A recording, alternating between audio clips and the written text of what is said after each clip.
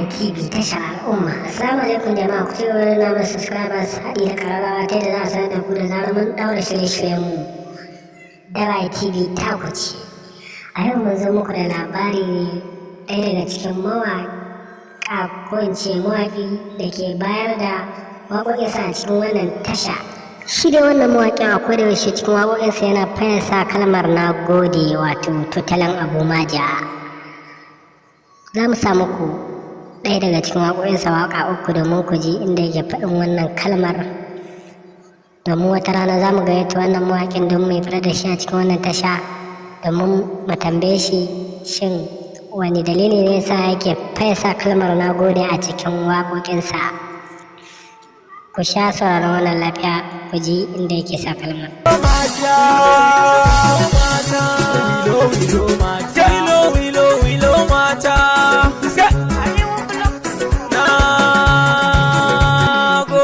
Ta ɗaya a cikin waƙarsa ta wilo mata, mu je zuwa ta biyu. Aya! Sama!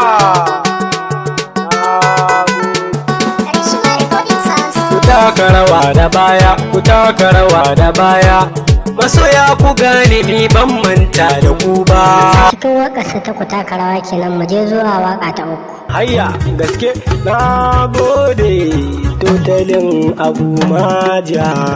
Sallama nake a gare ku yan darayi na gaisuwa. Ta yan darayi kenan.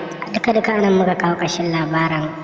Ku ci gaba da kasancewa da mu a cikin wannan tasha yayin da za mu gayyato muku shi domin mu tambaye shi dalilin da ya sa ake samuwa wajensa na gode ko kuma totalin abu maja.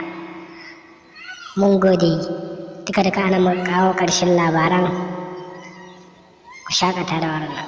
Na gode Allah sarki jagaba, tutali ne na abu maja ba da wai ba.